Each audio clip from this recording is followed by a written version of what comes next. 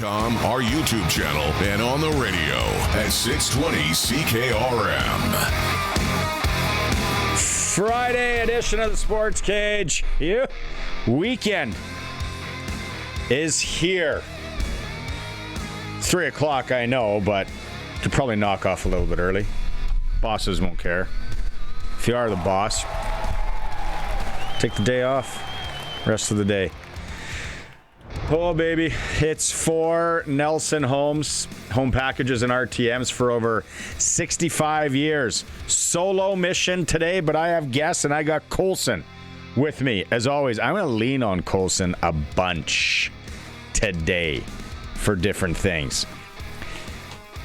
Western Pizza guest hotline will be a buzzin' today. Perfect pizza, generous amount of toppings, all the Greek favorites you love, like ribs, souvlaki, salad. A goodness you just can't make at home. It's Western Pizza. Farhan Lalji. TSN Football Insider. We always talk a little hockey with Farhan as well. He's going to be on at about 3:20. I want to get his take on the flag football game tomorrow. Am I the only one hyped about this flag football game? Let's be honest. Everybody can tell me out there. You can let me know. And if you haven't heard about it, well, stay tuned. It's something else. And then I'm going to get Glenn Suter is going out to Cloverdale, British Columbia on the weekend to watch Nathan Rourke play flag football in a senior men's game. Let's not call it senior men's. Let's just call it men's. But he's going to go out. I want to know if Farhan knows about that. And then we're going to get an update from Glenn Suter next week on that. Wray Morrison, voice of the U of S Huskies, joins us from Halifax. HuskyFan.ca. Talk about a gut punch yesterday for the U of S men's hockey team. You go all the way to Halifax. If you don't know where that is, it's near the Atlantic Ocean.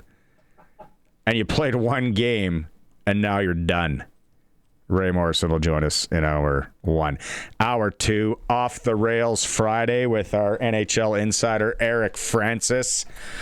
I think Eric will be at home today, maybe having a rum. So we'll talk a number of things with Eric Francis. That's always a lot of fun. Clutch performer, sprinkle of the day. Dante Caria, voice of the Regina Pats, will join us.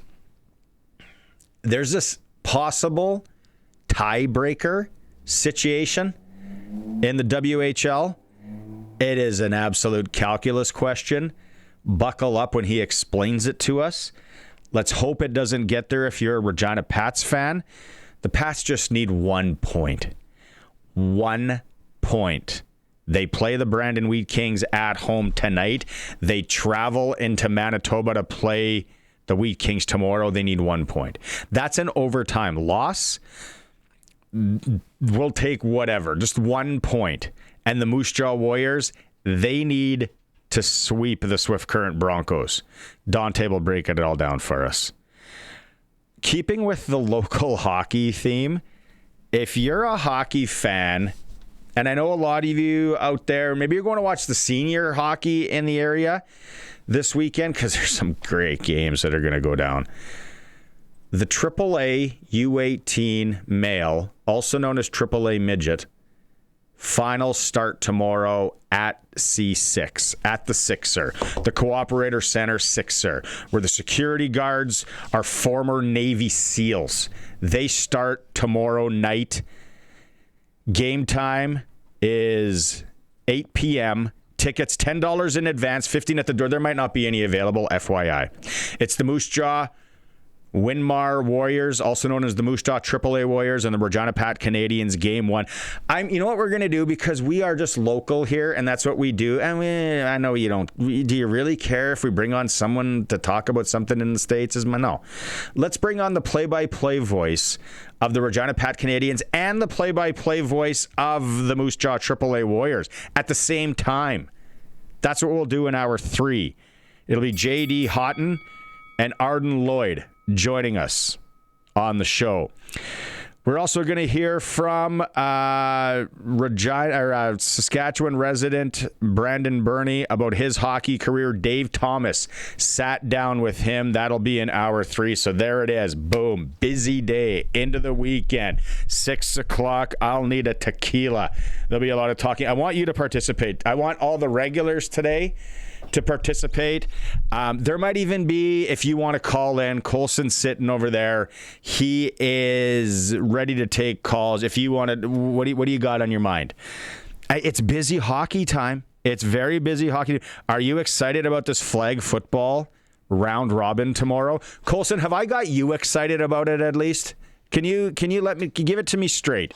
Because I don't know if I think a lot of people didn't know that this was even happening, and Farhan Lalji didn't know, even though we're going to talk to him in a bit. Because when I texted him this morning and I said, obviously we're going to talk about the flag football games tomorrow, and he goes, flag football games tomorrow, and then I'm like, yeah, buddy, look it up, Fanatics flag football series.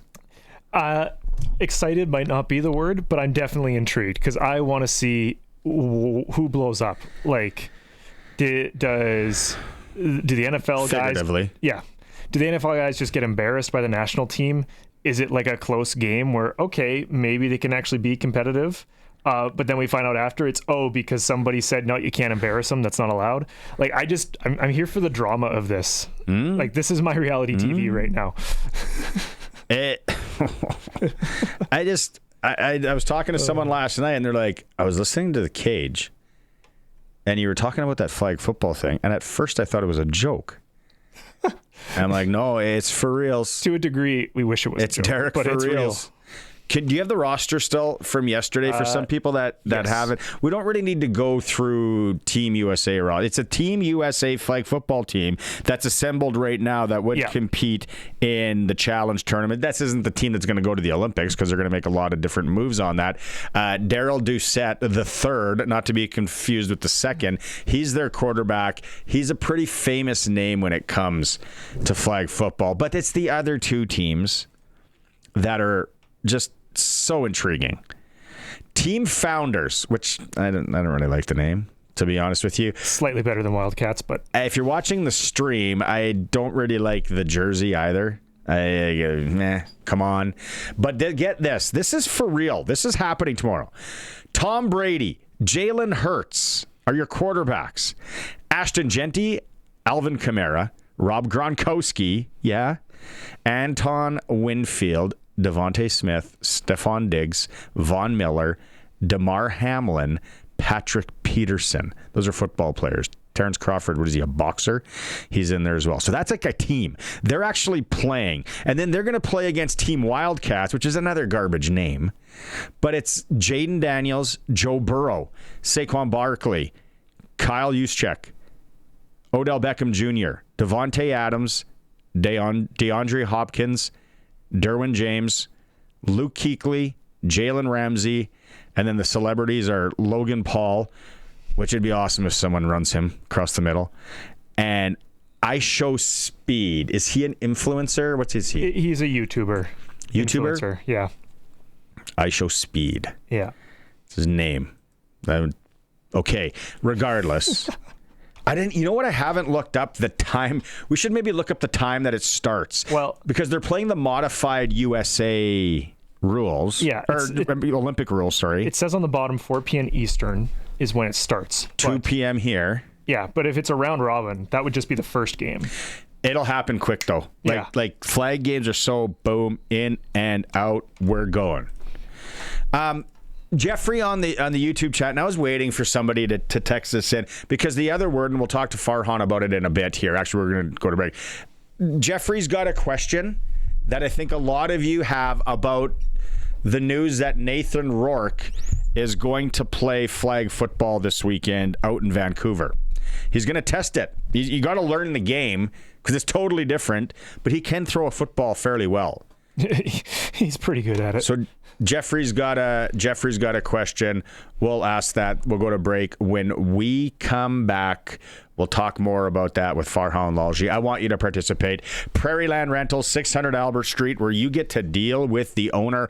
The text line is 936-6262. There we go. A lot of the regulars are coming in. Benny's in. Roscoe's in. Jeffrey's in. Travis, where are you at? Danny, Dino, Curtis, all you guys, come at us here. It's the Sports Cage. We'll be right back. There he is, joining us from out there in, around British Columbia in that Washington area. I don't know exactly where he is. He's never sent me a pin drop thing, but he's out there. TSN's Farhan Lalji. When you look out your window right now, what do you see? I see sun. It actually, we've had some rain earlier this week, but it's cleared now. It's actually beautiful. It's going to be like 15 degrees today. It's going to be awesome. See, we're temperature-wise, we're the same. But like, is there kind of hills and mountains and lush vegetation? Oh yeah. There is that. There's no flatlands or wheat fields. There's mountains nearby. There's snow-capped mountains. There's all sorts of good stuff. Well, see, everything's melting here. So if you squint, we have there's garbage piling up in the ditches and beds and old Christmas trees and couches and love seats. So yeah, it's different. It's all, hey, we're all proud to be Canadian. All right. It's all right here, buddy. This is what matters. How you feeling in there? Yeah. Well, let's not go there. That's for my therapist. I texted you this morning and said, "Oh, we got to talk about the flag football games tomorrow." And you were like, "What flag football games?"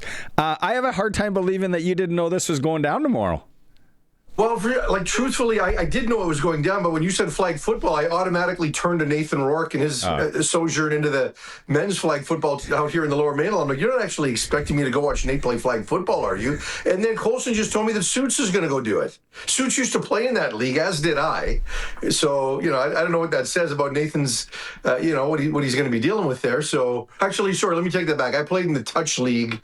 Yeah. Nathan's playing in the flag league. Yeah, well, I played against Dominguez and Lance Frazier, and Wes Cates has some good stories. So, but that was the men's touch league as well, and then the flag league is really taken off. But this game, let's start in Los Angeles. I am so intrigued. I can't tell you, because in the back of a lot of the NFL players, current and former, they're thinking, I would like to make a run at this. I would like to see if I could play in the Olympics. There is no doubt about it.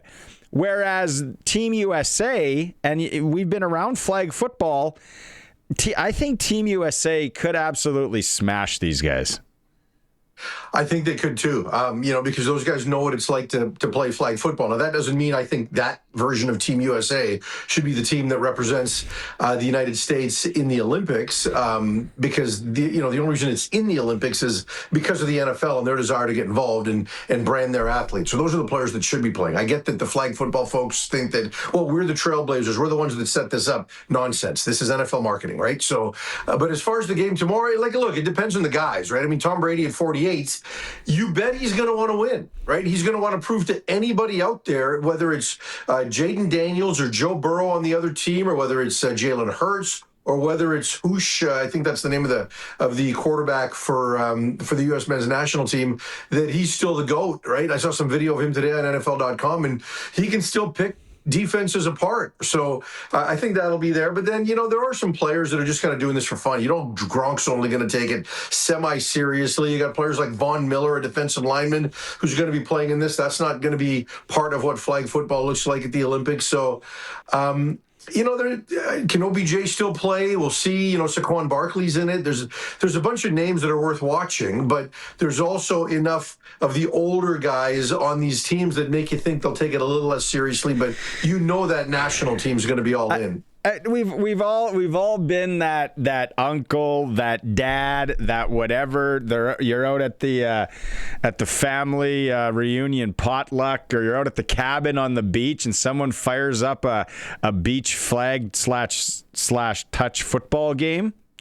Well, I'm gonna go have some fun. you want to get out there and you want to win, and I want to play. And you know what? I want my nephew running a double out on my son and basically pantsing him. Get it? You know, I want that. So I have a hard time believing that the only time I think they could be like, take it easy, is when they know they're beat, and it's like, well, I can't compete in this. If there's maybe one or two guys that you're really intrigued. For me, obviously, it's Tom Brady. I'm really curious to see that. I'm curious how they're going to work the quarterback. If they're going to go two quarterbacks, are they going to do anything there? And I'm really curious on how they use Gronk, because he is a massive body. And if you get anywhere down in the goal line, I don't know what the USA's tallest guy is, and he's going to be athletic, but Gronk's a massive body. I'm very curious about those three things, Farhan.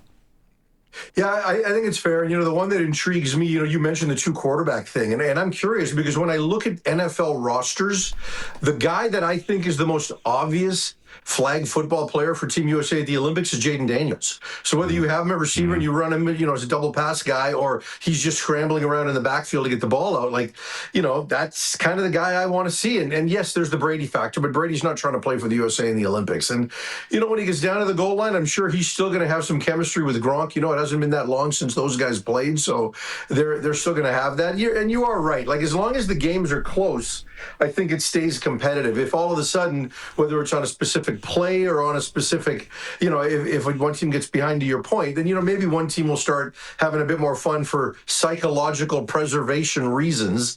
But I think the one player for me truly is Jaden Daniels, because he could actually be a guy that plays for this team at the Olympics. I mean, does Devontae Adams want to do that? At this stage of his career, maybe. I don't know. OBJ at this stage, he didn't play last year. I don't know. So, but Daniels is the one that intrigues me. Curtis on the text line says Uncle Rico from Napoleon Dynamite. You better believe it. I'm into all the competitive stuff till the running gets involved, right? Yeah. If I'm playing quarterback and I throw a pick, I'm not chasing that guy down. You can score. It's okay.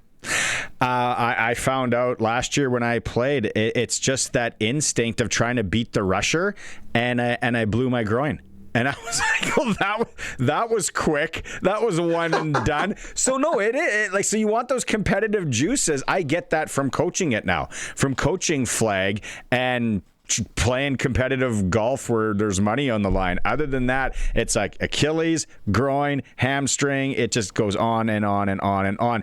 And the games, the other thing too, that people, it's going to be really good because people don't really get the game. And I've talked about it a lot on here just because I love it. I'm just entrenched in it. But people are going to really get an idea of how quick a flag football game is and how small the field is, Farhan.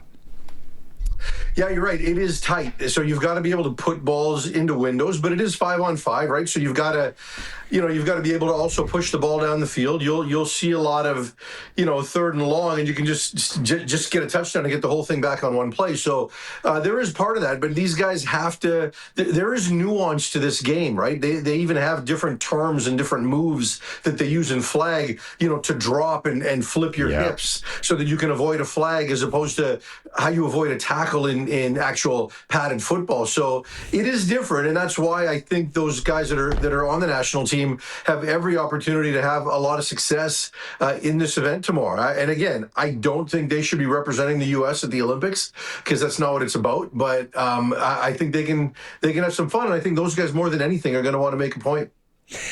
Okay, so this Nathan Rourke thing, what do you know about it? Because you're kind of friends, or you know Nathan.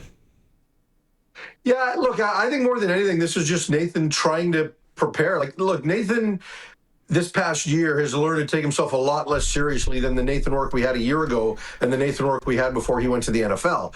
But, at the same time, he does want to prepare. He wants to play for Canada at the Olympics. He wants to do well. And I know that he believes that if this can help him get used to the smaller field, to your point, and, the rules of the game, I think it's a good thing, right? And I get people telling me that, oh, you're going to worry about injury. No, you don't. Not if you're a quarterback, right? Like if you're a receiver or DB and you're playing in this game, absolutely. If I was an NFL team or a CFL team, I'd be worried about that player getting hurt. But as a quarterback, I don't see that happening. So if he's going to go out there and have some fun, great. If he was in another position, guys would definitely try to measure themselves against him. But he's got, Dallas Dixon's a local receiver here who played at Simon Fraser and went to a few NFL camps, so he's kind of put the team together, and they've got some pretty decent players around him, so it's not going to be chopped liver, but I don't think he's going to get hurt, and I truly think he wants to prepare. There'll be so many people with cameras out there. Watch the social media channels that afternoon.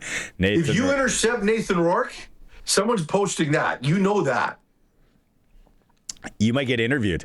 We might have to. We might need your contact. We might interview them on Monday, Tuesday here on the Sports Cage. Suits will button it all up for it. I think there's going to be a lot of this from guys, from CFL players or guys that want to make a run at this. And Paul LaPolice is going to say, okay, well, you ever played flag? Like, we need you to play some flag football. Here's the contact for a team in the Mississauga area, the Montreal area, the Regina area, whatever. We need you to go out there and maybe see if you can play. The injury thing, I'm of the point, as soon as you start going there, then you're never going to get out of that hole. It's sports. It's life. You could get injured. Yeah, look, I'm going to disagree. If I'm a CFL team and I'm paying this player and I've invested in this player and we need him, we've built a team and a roster around him, I'm not looking for that chance. Right.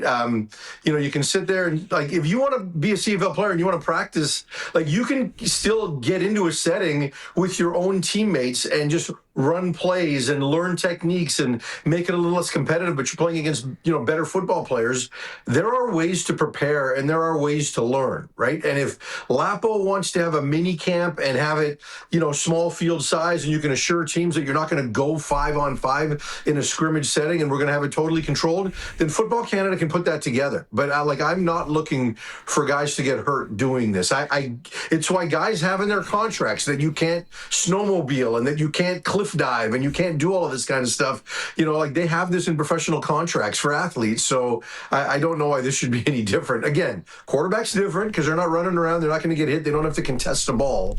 But for the receivers and DBs, if I was Jeremy O'Day, I'd be saying, heck no. And you know who's going to try to get him in? It's going to be Len Antonini. I know my guy Len, because he's probably running Regina minor football and he's trying to put flag football things together.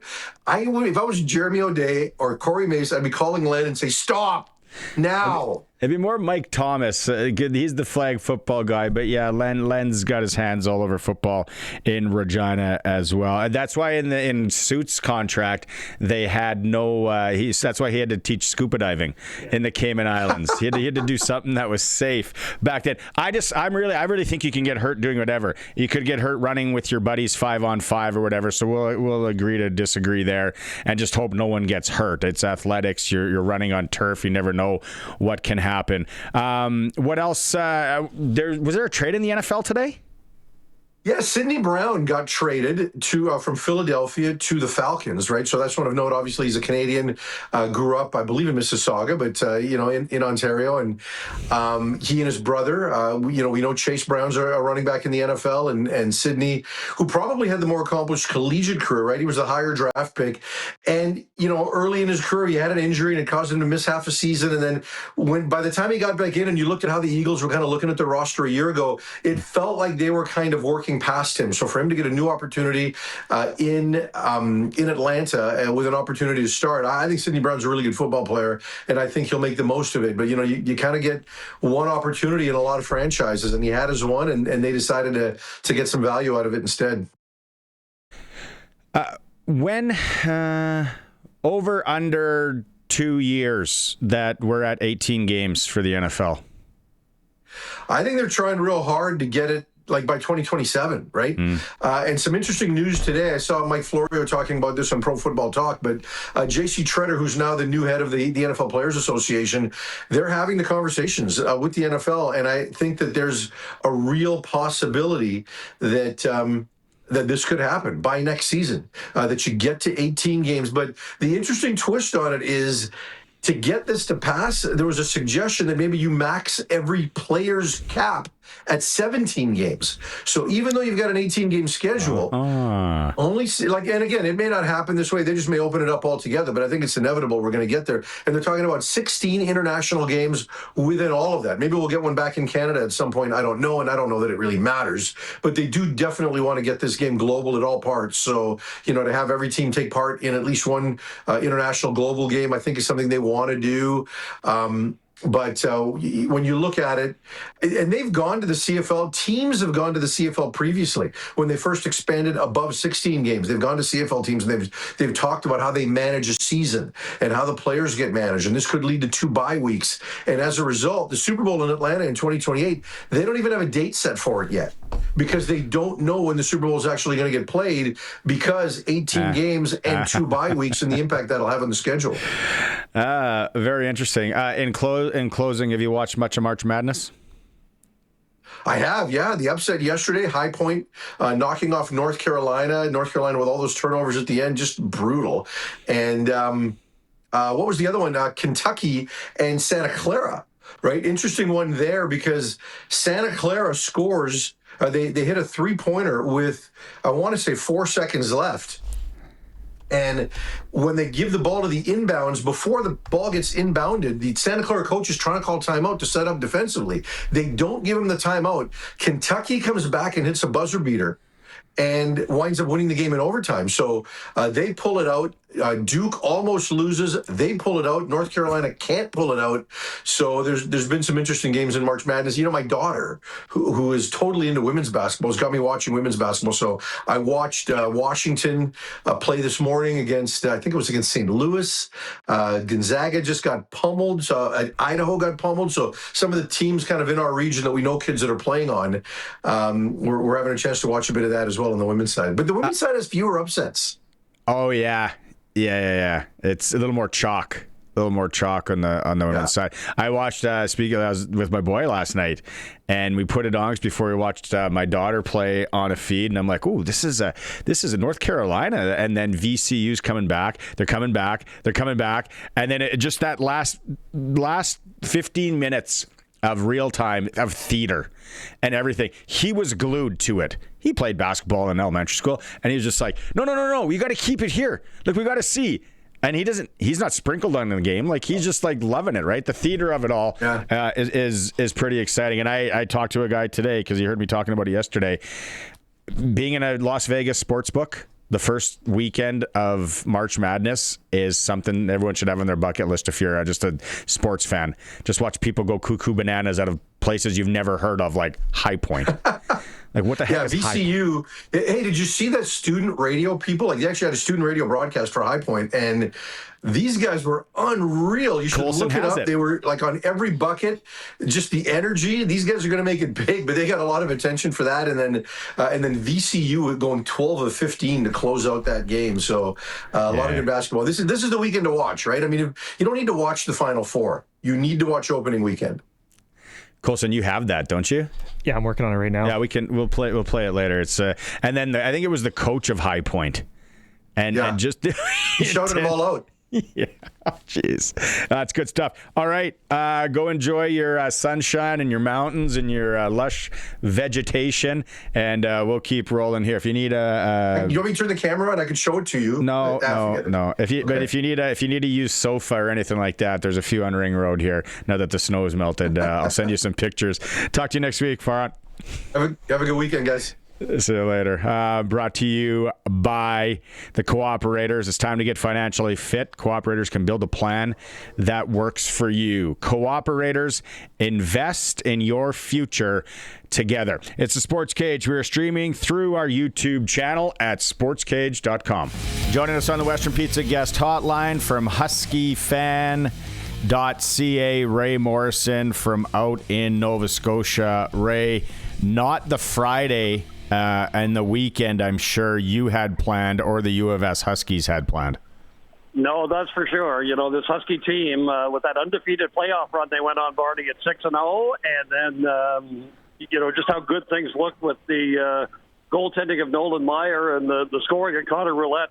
it was a little bit of a shocker last night to see the 8th-seeded St. Mary's team come in and do what they did. But St. Mary's credit, they came in, they played a physical game, probably the most physical game of the year that the Huskies have had to play, and went up 3-0, generated some chances. That's a good St. Mary's team. They have one player too, Liam Arnsby, number 61, and he was a thorn in the side of a lot of the Huskies last night. He played a physical brand of hockey, but was also in on the offense too. Had quite a bit of ice time for St. Mary's, and yeah, the Dogs just when you got to dig out from 3-0 down, you don't always pull those out. The Huskies they did come close, but it's a different game if you don't spot the other team a field goal 35 minutes in hockey. It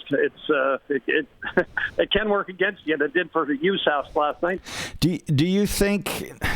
I don't want to call anyone out, but do you think the U of S Huskies were maybe ill prepared for what they were going to face? Was there enough tape? Was there enough time to figure out what St. Mary's was going to bring to them?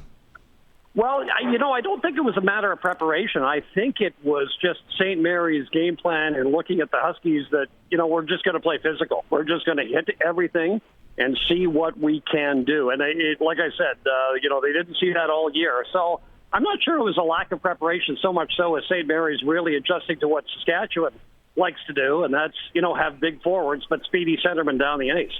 And when you take that away, you're able to generate some chances. And that's what St. Mary's was able to do. By the way, they also have the number one goal scorer in U Sports, Ben Allison. If I'm not mistaken, he had something like 50 points in their 30 games in the regular season or something. So it's not like it was, they ran him out of the rink, but St. Mary's is also a talented team. And it's always interesting in these U Sports events, as we've talked about before, when they do these seedings as well. So, St. Mary's the host team, number 8, but when you get to these 8 teams, there's really not much that separates them. It started in 2015, Ray, this new format where it's a single elimination competition now. There's no pool play. There's no round robin. There's nothing. So now you and the Huskies, I'm sure, have plane tickets booked next week. You're sitting there. They're done. It's a one-and-done format. Yeah, I'm really lucky because I'm tied in with the Husky athletics staff that they actually do get me out tomorrow, Barney. So I'm back home tomorrow at 3:00. So it is good. They know I got a granddaughter that's looking forward to Grandpa watching her play hockey at the Gemini. So I am going to hustle back, but. Yeah, no, it is interesting. The format, it's not something that I'll be totally honest with you. And I had this conversation with Pierre Arsenault, the U Sports CEO, before last night's game, because he's got a deep hockey background. Pierre actually spent some time with Hockey Saskatchewan, believe it or not. Huh. But even he said, and I was mentioning to him, I said, if we can get back to, sort of a round-robin format with maybe 6 teams or something, that might make a little more sense. And you can wrap it up with these student-athletes in the same amount of time. But there has been a move, for whatever reason, for representation. That's what they want. They want representation. I think one of the things is, when the OUA schools host, because that's where the base of the population is, sometimes they'll have 3 or maybe even 4 teams in the tournament since they've changed it. So, like the Memorial Cup, nobody's ever happy with that format either, it seems. Yeah. And then this is one of those things. But yeah, you think about Mount Royal. So there's no more Canada West teams left in this year's event after day 1. And Mount Royal, they lost last year as well. So they flew all the way to Ottawa for one game, fly home. This year they fly all the way across the country to Halifax from Calgary. After one game, they fly home. Yeah. So I think there must be a better way, but I'm not totally sure that that's going to be something that U Sports talks about. And it's not just hockey. This year, in the Canada West basketball playoffs, Fraser Valley from BC and Mount Royal both flew to Saskatoon for one women's basketball game to see who would play the Huskies the next night in the playoffs. Yeah. So, I mean, you look at that. I mean, there's probably some tweaking at U Sports that can maybe be done in several sports, not just hockey. Absolutely. You know what? I think about how great those tournaments were. Mind you, the Huskies were there when it was hosted at a packed Sask place back in the late 90s. I think that was fantastic. But hey, then people will say, well, the NCAA March Madness, it's one and done, and it's look where it is. So I don't know, Ray. It's you feel gutted for the team, the staff, everybody. But at the end of the day, it was the same format for everybody. And then maybe in closing, is there even a close to a favorite for this thing now? Because the number one, Huskies are out. St. Mary's, Windsor beats Mount Royal. They shade them 4-3. Is there a front runner in this thing? Well, now the number 2 seed, New Brunswick, is still in, and they win AUS after AUS championships. If I'm not mistaken, and I don't have Mr. Google in front of me right now, Barney, but I think they won the last 7 or 8 AUS, the Atlantic Championships. Wow! And now that the number 2 seed is gone,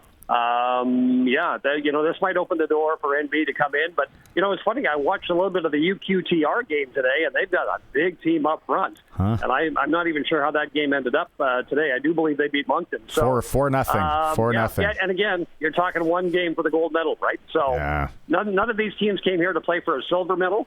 So you're still talking about elimination hockey. And as we found out last night, and Mount Royal found out yesterday afternoon, anything can happen in these one-game shots. No doubt, Ray. Well, thanks for making time. Hopefully everything's on time tomorrow and you make it back to the Gemini and able to watch the granddaughter. But I appreciate you doing this, and travel safe. Yeah, okay. Thanks, Barney. We'll chat soon. Voice of Husky Athletics, Ray Morrison, huskyfan.ca from Halifax, Nova Scotia. It's a Sports Cage, the home of local sports in Saskatchewan, 620 CKRM. Hockey in a second. City High School basketball finals. Girls, Laboldis versus Miller at the Luther Gymnasium, 7 p.m. What a game last night in the boys. Miller defeated Sheldon 71-70. Western Hockey League, under the orange top, Regina Pats hosting the Brandon Wheat Kings, 7 p.m. Can be heard right here on CKRM 6:30 pregame show. The Pats need a point. Other Saskatchewan teams, Moose Jaw needing to win in Swift Current, 7 p.m. And the Prince Albert Raiders, they need a win. Try and clinch first at home to the Saskatoon Blades. SJHL playoffs starting. We'll be close to 2,000 in the Yorkton Arena tonight. Melville in town. Those two friendly towns battle. Melfort's at Battleford, Weyburn and Nipawin, Estevan up in the Flan. All game ones. Caria Einerson at the Women's World Curling Championships hammered Australia 11-2. They're now 9-2, taking on Japan tonight at 7 p.m. National Hockey League Canadian teams. Toronto welcomes Carolina. Flames host Florida. Sports Ticker is for Reliance. Switch to Reliance today. Get $200 cash back with your new water heater. Some conditions apply. Call on Reliance. Did you catch that, Colson? You're a basketball guy. How about that City Boys final? And just think about how the atmosphere in that Luther gym last night would have been. The final score, 71-70. Whew. Like 936-6262 Prairieland Rentals text line. If you were at that game or know anything about that game, it had to be edge of your seat, standing up, sweating. Oh man, that would have been exciting. Both teams go to Hoopla though, at least. Yeah. Speaking of Hoopla, I know my brother and the Greenall Griffins, also Scott Schultz, Greenall Griffin guy, they're ranked 4th in 5A boys Hoopla, which I think is their highest ranking in a long time. And I think it's been 25 years since I think it was 25 years, he said, since they won the tournament. So they're hoping to make a push this year. My brother and me. That's good. Okay, Prairieland Rentals text line for a sec here. We're going back, and I was getting people hyped up, and I'm intrigued. Colson's intrigued. I'll go with excited. I'll use the word excited for the flag football games tomorrow on Fox. I'm curious to see Tom Brady sling a ball again. What time does it start? 2 o'clock our time? I think it was 4 o'clock Eastern. I think so. So that'd be 1 o'clock Pacific. Yeah, that makes sense. Roscoe says he's more hyped, though, for women's curling. Dean texted in. I'm like Coulson, not really excited about flag football, but intrigued. It's partly because I'm not a really big fan of flag football. I find it to be a different sport altogether. It doesn't use all the skills of tackle football. Not to say that it's not a real sport, and they're not good athletes in it, though. Just my thoughts. Dino and Regina. We called on all the regulars to text in today, and they all have. Kevin says, I'm looking forward to crushing a few pitchers tomorrow at the Sixer. Be a great game. You're talking about the AAA game? I'll be there, Kevin, for my daughter's game at 5, game 2 of the U13 Female South Final. I'll be in there. It might be a tequila day, though. I've been kind of laying off the suds. Benny, always got to proofread Benny's text messages. Barney, I was today years old when I found out the Pat Canadians have a play-by-play caller. That's right, as do the Moose Jaw Warriors, and I'm going to talk to them both in hour 3 because we're going to tee up that AAA final series because that's what we do here on the Home of Local Sports. It's going to be J.D. Haughton and Ardenn Lloyd joining me in hour 3. Pat Canadians, Moose Jaw, ooh, baby. James, another regular, attaboy James. You got the assignment correct.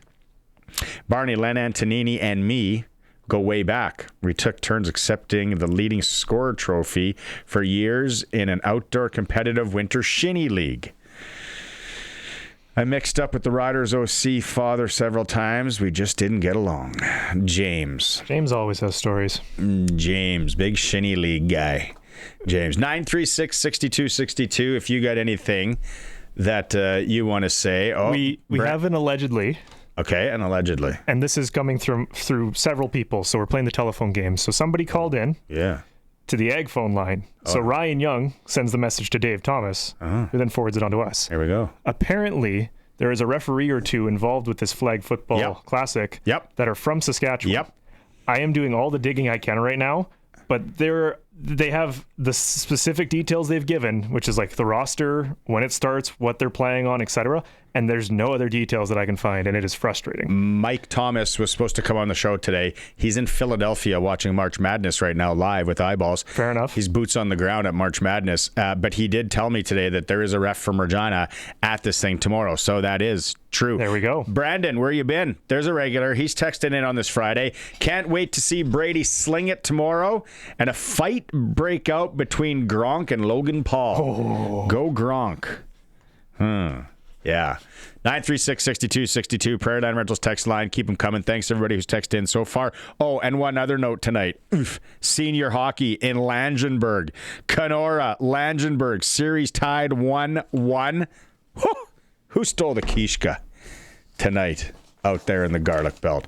Hour 2 is coming up off the rails Friday with Eric Francis. We'll also have Clutch Performer, Sprinkle of the Day. Stay tuned. After the news, we're back with more Sports Cage. Heavy metal music means we're back. Hour 2 of the Sports Cage on this Friday. And it's always brought to you on Fridays by Nelson Homes, supplying home packages and RTMs for over 65 years. Eric Francis is going to be with us in a bit. NHL Insider, we're going to Sprinkle of the Day, Clutch Performer. If anyone's got a Sprinkle of the Day from March Madness out there, and I know, Benny, I'm looking at you. I don't know if you're bellied up to the bar at Leo's right now, but I'm curious. Does anyone have a good March Madness sprinkle for today? Send it in, 936-6262. We'll also talk to Dante to Caria. You want to get a nosebleed and a headache?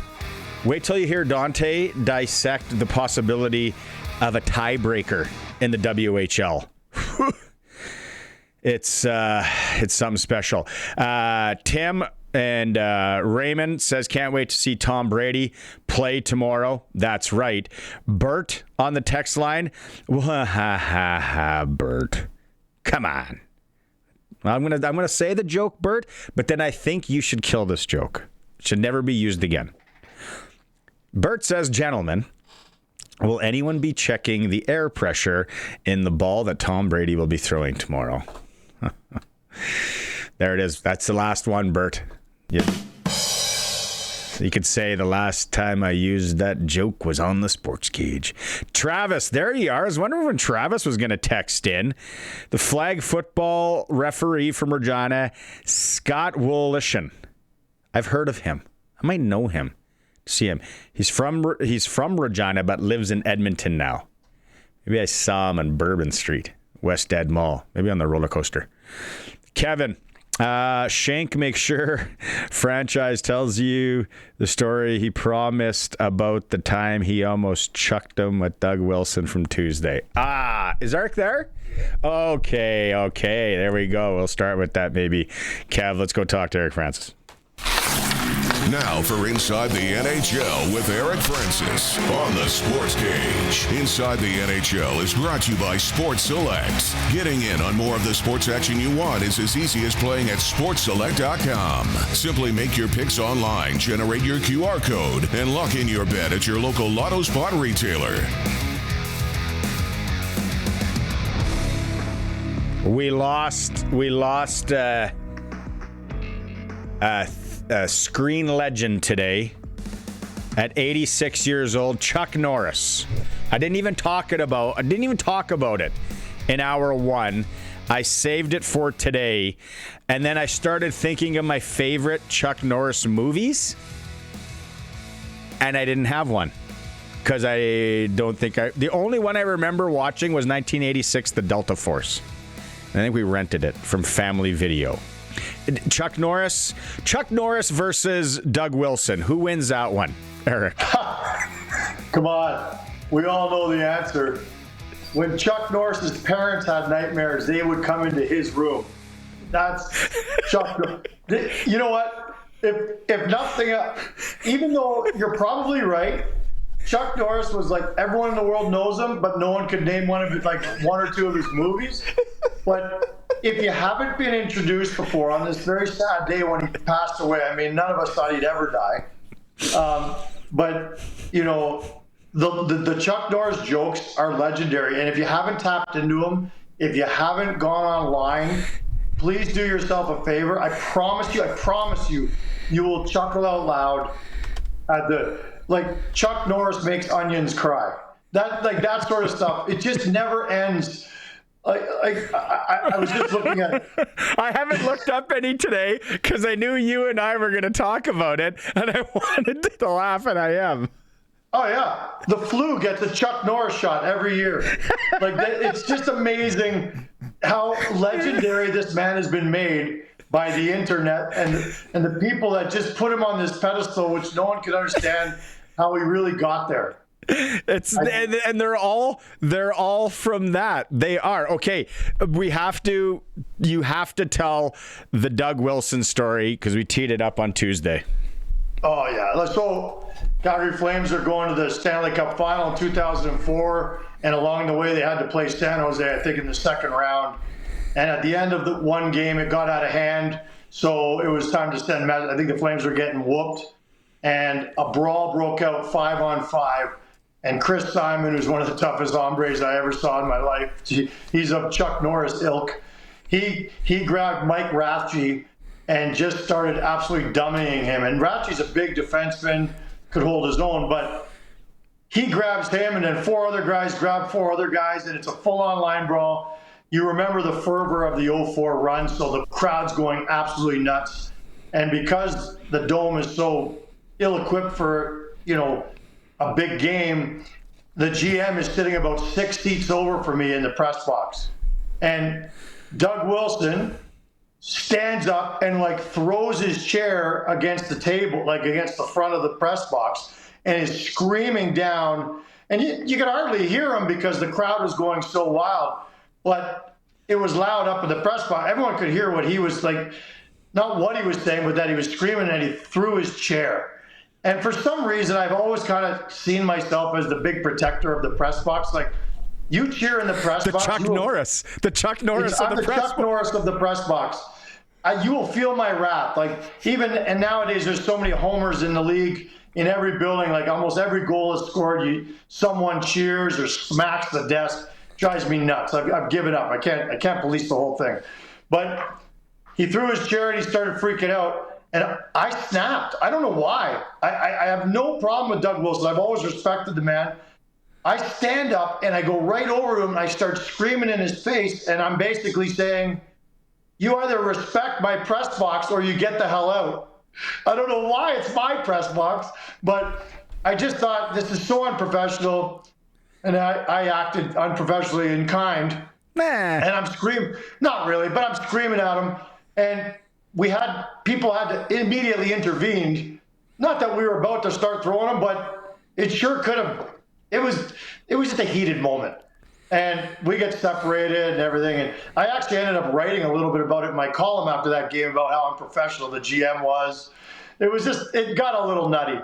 Anyway, the next day, I'm at the press conference for the San Jose Sharks, and the PR guy goes, hey, Doug Wilson would like to see you. And I'm like, okay, I've always been priding myself on if someone doesn't like what I write or say, I face them, like that's the way it works. And he goes, yeah, he's up in room 2012. He's just waiting for you up there. Just go up and see him. I'm like, what? Like alone? Like no witnesses at all? A hotel room visit? He's waiting for you. He knows you're coming. I'm like, okay. And I got to tell you, that elevator ride up to Weston in Calgary was like a little nerve-wracking. I'm not a fighter. I don't pretend to be. I mean, I guess in that press box for 2 seconds I thought I was. Anyway, I go knocking on the door. He's wearing like these fuzzy slippers. And he goes, hey, Eric, come on in. I'm like, oh, man, this is getting worse. I come in, he goes, do you want a drink? Was he wearing a robe? Not a robe, no. No smoker's jacket, no robe. And he calls me in and he says, Eric, would you like a drink? I'm like, no, I'm good, Doug. Thanks. It's all good. I think I'll just kind of stand right here. Take my lumps like a man. Anyway, he says, fuzzy slippers. Anyway, fuzzy slippers. You got to think it's not. He's not going to throw down in fuzzy slippers. No man throws down in fuzzy slippers. So I'm like, anyway, he immediately starts saying, Eric, I just want to apologize. The way I acted last night was completely over the line. I want to explain to you why I was not. Mike Ratchie has a broken wrist, and we don't want anyone to know that. So when the fight started and he was getting pounded, he couldn't defend himself. And so I was screaming at the refs to break it up. Obviously, the refs can't hear me, but that's why I acted so viscerally. And I apologize. That's your domain. I know that the press acts, respectively while they're in there. And my bad. You'll never see that happen again. Anyway, we ended up having some tea together to go with those slippers, and everything was good. And we've had a great relationship ever since. But for a split second there, I thought I was about to get Chuck Norris by Doug Wilson. Oh, wow. Here, okay, all-time NHL front office managers that you've worked with or around, not just Flames, everybody, who most intimidating? Well, I think most of my colleagues would probably say Daryl Sutter, but I never found Daryl intimidating because I've worked with him for so many years. But I could see how he intimidated so many people around me. Yeah, that's a good question. I mean, I'll never forget when Brian Burke, when I was doing the hot stove on Hockey Night in Canada, Berkey called me one time. I didn't call him, he called me. And I thought, oh my God, like this, I'm in trouble. Same thing though, he was incredible. And Berkey and I are good friends to this day. Like for the last couple of years, whenever I'm in his city, I go to his house and we have dinner. Like, so it's just funny, the rough exterior is often, it's not accurate. I thought you were going to say who's the nicest guy, and I could give you a long list of GMs who are just total first class. Well, people are going to want to hear that now. Give us 3. Give us 4. Well, Ken Holland is a magical man. Jim Nill is absolute best human being you'll ever meet. Craig Conroy is people, I think every guy who's ever followed the Flames would say, I'd love to have a beer with Craig Conroy. So those are 3 that come to mind in today's modern game. But yeah, there's a lot of good guys. They're usually pretty good guys. Who's another guy that if you got called up to his hotel room would probably be in fuzzy slippers? Oh my Lord. Like a GM that would be in fuzzy slippers. Maybe a robe. That is a good, what's that? Maybe a robe. A robe? Oh, I can give you lots of guys who'd be in robes. No, I'm just kidding. Let me get back to you on this one, but let me just reiterate. Chuck Norris could dribble a bowling ball. I mean, this guy was so legendary. Let's get back to Chuck, should we? No. I've been wanting to ask you this question. I didn't even tee this up, so you have no idea. For a couple weeks now, maybe even 3. Because if people out there in SportsCage land get to watch it's Eric Francis, our NHL insider, brought to you by Sports Select. If you watch Eric Francis, sometimes he is with Scott Oak after hours on Saturdays. And for some reason, I think maybe it's just the age I'm in, I watch a lot of after hours now. And sometimes I text you, and I know you're not looking at your phone while you're on there, but I'm like, that'd be funny if you say this. And I'm like, what are you doing? I'm usually tequila deep. And I'm like, but I want to know, how does that segment play out? Because there's a lot of times that Scott will ask 3, 4, 5 questions in a row, and you're sitting there. Do you only get so many, or is there a time crunch, or how does that work? Can you let us know? It's Scott's segment. He invented the show, right? Like, I'm just lucky to be along for the ride. I always feel honored when he asks me to come on, and I often ask myself, well, I don't know why he asked me to come on or anybody to come on. Like, he could carry that whole thing by himself. But I think he wants it to be more of a conversation, like a 3-way, as opposed to an interrogation or an interview. And so he wants that feel. So it is heavily scripted in terms of the questions that are asked. We certainly have the ability to freelance and ad lib, and if something comes up, you could say, wait, no, follow up on that. I want to hear more about that. But for the most part, there is a bit of a script in terms of the visuals we want to get to and the questions that come with them. Do they actually honestly take some questions from people? Because they'll be like, all right, we're going to Roberta in Buffalo Narrows. She's got a question for Connor. Yeah. Like, it's amazing. Scott's got his cell phone there. Oh, okay. And I'm a paper guy. Like, everything's on paper for me. I'm still old school. He's evolved into, like, he's looking at his Twitter feed and he's like reading out some of the questions from Twitter. It's pretty cool. 3 challenges in a game the other night. You had it. You were the one that posted it. I guess it happened not that long ago. I was expecting it's never happened that a team won 3 challenges. So, 2023, Jay Woodcroft in Edmonton. It's the only time it's ever happened where a team has successfully challenged 3 calls. I think it needs to be mentioned that in all 3 cases, the right call was eventually made. Like, it wasn't a goalie interference thing where you're like, well, I think it was, I think it wasn't. Look, as soon as we as broadcasters looked at the replay, in all 3 cases, you're like, yeah, that's not going to count. But I thought it was really interesting that Ryan Husk, after the game, the Flames coach, said, I would rather the referees not call a close call, let the play continue, and then find out later they were wrong, as opposed to an overzealous referee who blows the whistle potentially a little too quickly to diffuse a great scoring chance or situation. Do you agree with what I'm saying? Like, I think he's right. Like, look, it's probably an embarrassing night for the refs that in 3 cases, I guess the whole world saw that they were wrong. But I would rather they go, that was close to being a high stick. Yeah. Let's play it, let it play out. If there's a goal scored, we'll find out if we were wrong. But, at least the flow continues. Because there's nothing I hate more than whistle, whistle, whistle, whistle.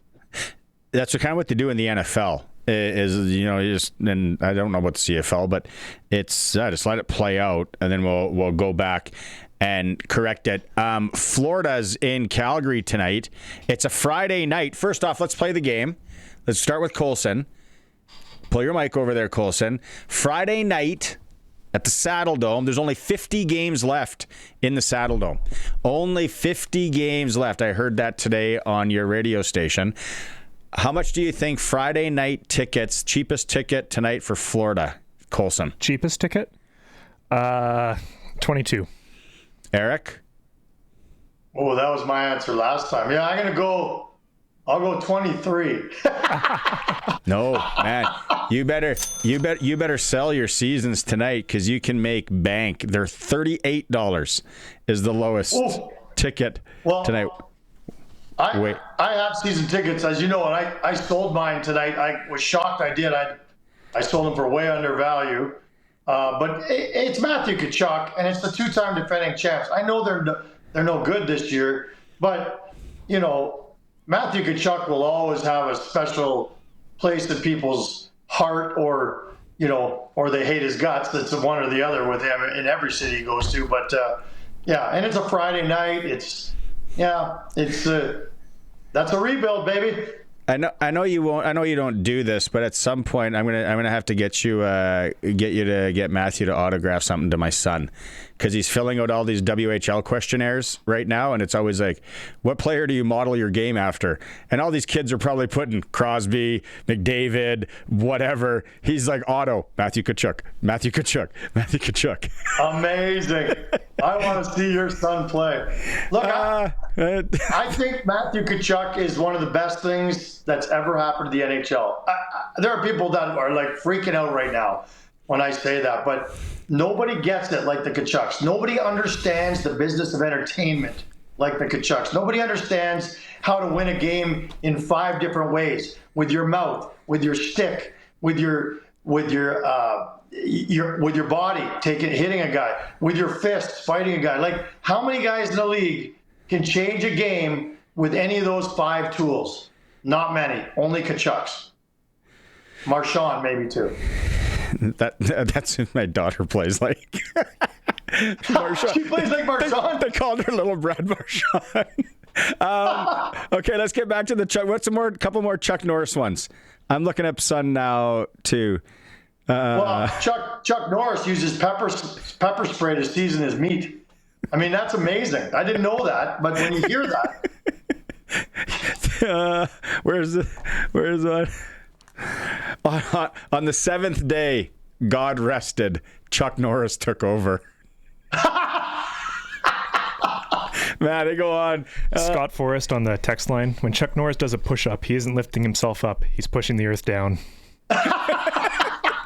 Oh, they're on, and on, and on. And at the end of the day... I love it. When Chuck Norris lifts weights, the weights get in shape. I just think it's amazing. The power this man had, incredible. But really, the movies are like, meh. You look, Firewalker, Hero of Terror, The Hitman, Hellbound, Top Dog, The Cutter. Some of these might even be adult films. The Delta Force. Here's a good one. Chuck Norris destroyed the periodic table because Chuck Norris only recognizes the element of surprise.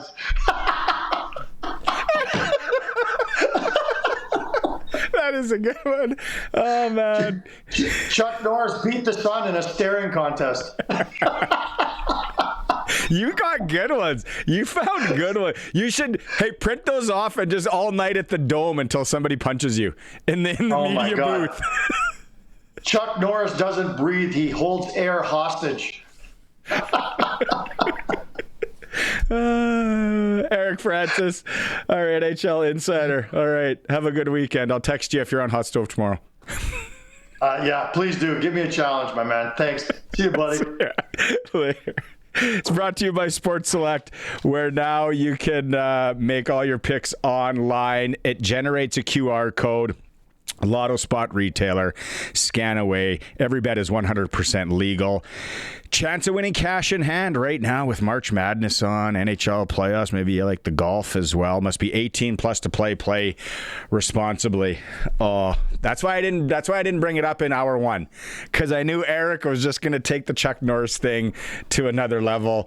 Didn't we all need that on a Friday? That was a lot of fun. It's a Sports Cage. We'll go to break. We'll be right back on 620 CKRM. All right. Mine, I don't have any names, just the game. The high school city boys basketball championship. I'm really glad both of these teams get to go to Hoopla, because you would hate for someone's high school career to end 1-point game last night. Ooh. It was Miller defeating Sheldon 71-70. What a game to everyone involved. That's entertainment. And then that's a good basketball game right there. Both teams, like I said, advanced to Hoopla. Tonight, the girls go Laboldus Miller at the Luther Gymnasium. Colson, what do you got? I got 2 from March Madness. They were both yesterday. There are a few games going on right now. Actually, Utah State just upset Villanova. No. It was a 9-8 seed, so not like a huge upset, but still, they beat them by 10, 86-76. So that just happened. But yesterday, Siena Duke, 16 seed versus a 1 seed. The final score was 71-65, which doesn't sound super close, but it was close the whole game. My clutch performer, though, goes to their 5 starters because they played the full game. No way. No substitutions. What? You're seeing it on the screen right now. 0 substitutions. I think with like 17 seconds left or something, they finally subbed some of the guys out. But they went the whole game. Whoa. And again, this is showing 5 minutes left in the second half. 61-60 for Siena. Like, whew. That's Regina Pat Blues might have to do that tomorrow. That's interesting stuff. And then, so this is the one that we've been talking about now. We've been teeing up. High Point, who beat Wisconsin. Mm-hmm. This is. Oh, you got it? Yeah. Right on. So this is the. I haven't heard it yet. This is the radio call. Again, they won tight at the end, so the team gets the clutch. But this is their radio caller. So we're just going to play it for you. Anderson, driving, step back. In circles now. Johnson, catch and shoot. That's what they needed. Timeout.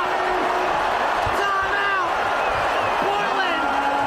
Do you believe it?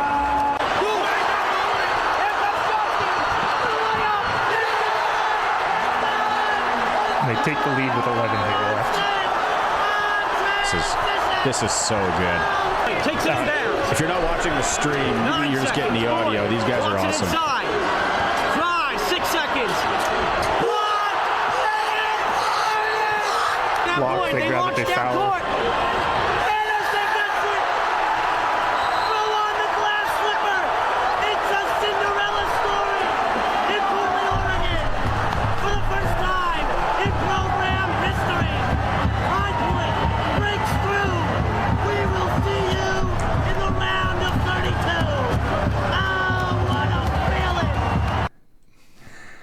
And that guy's a student. He's doing that for fun. That was a sick call. Can we try and get those guys on? Sure. In the next couple, can you resource that? You figure because you're probably the same demographic as those guys, give or take. But another little thing just to throw out here for you: the guy who scored the 2-pointer to put them into the lead. Mm-hmm. That was his 5th 2-point attempt this season and his first make. He's only shot 3s, and he's been shooting about 50% this whole year.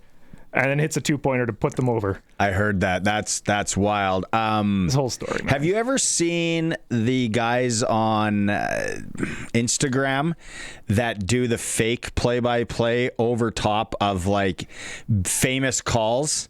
I think so. I've seen a few of them. They are spitting images of those guys, and those guys are real. Those guys are for real. Yeah.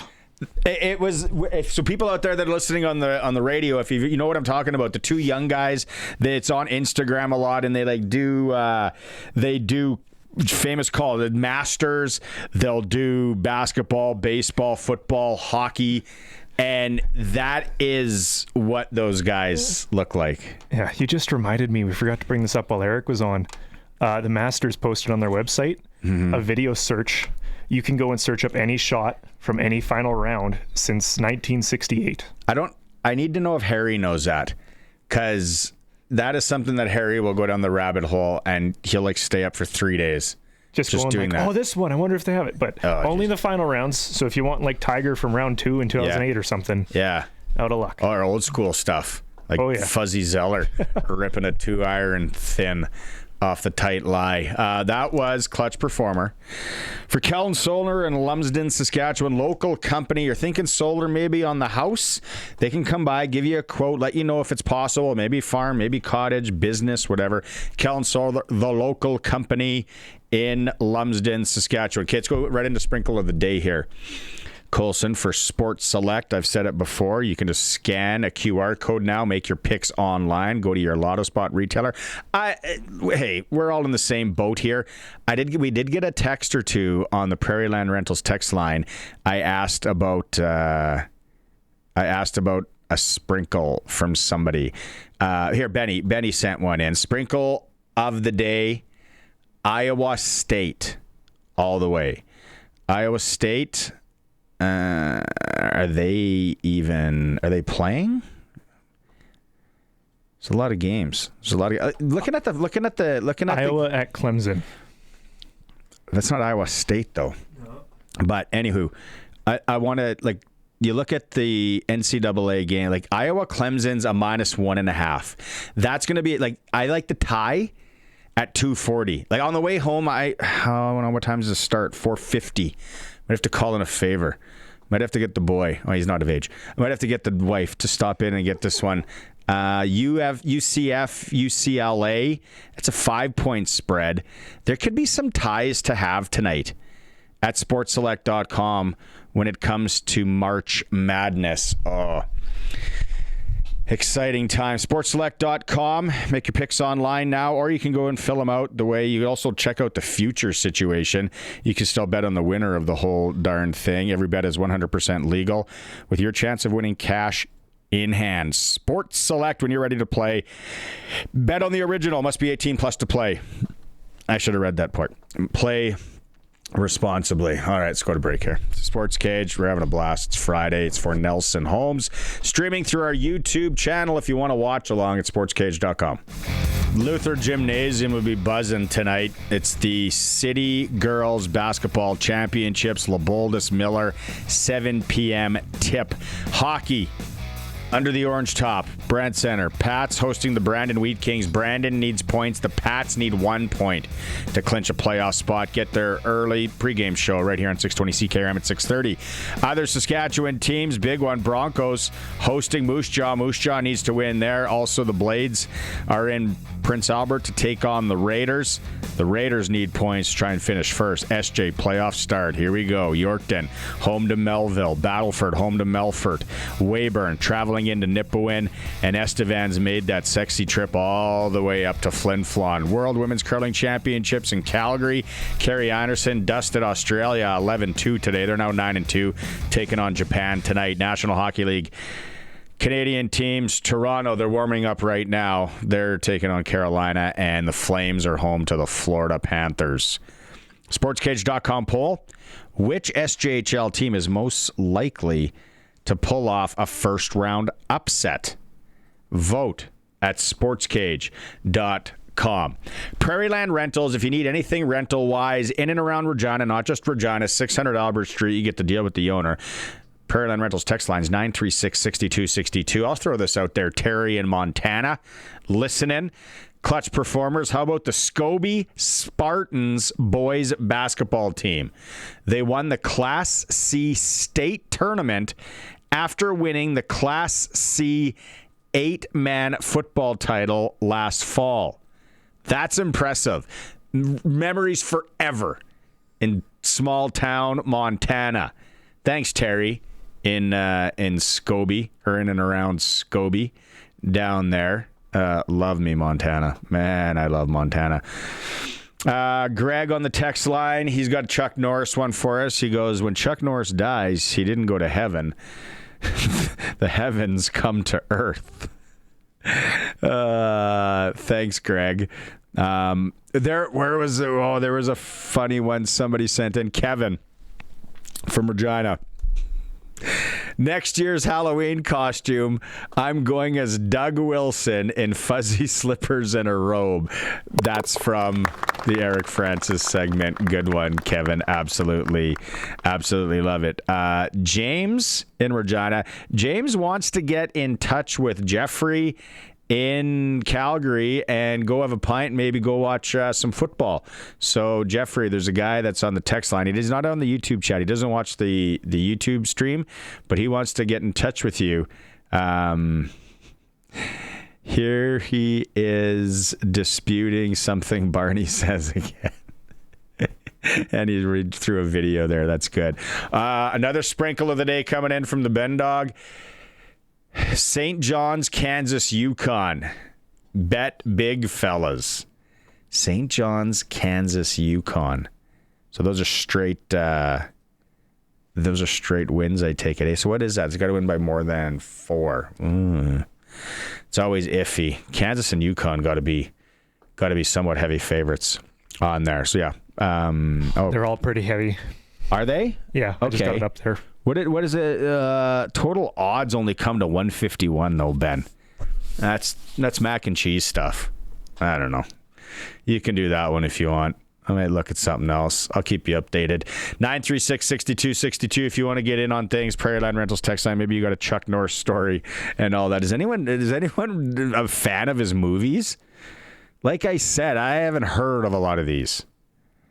Some of these might have been starring Jenna Jameson. Invasion USA. Braddock, Missing in Action 3. Delta Force 2. A third one. Yeah.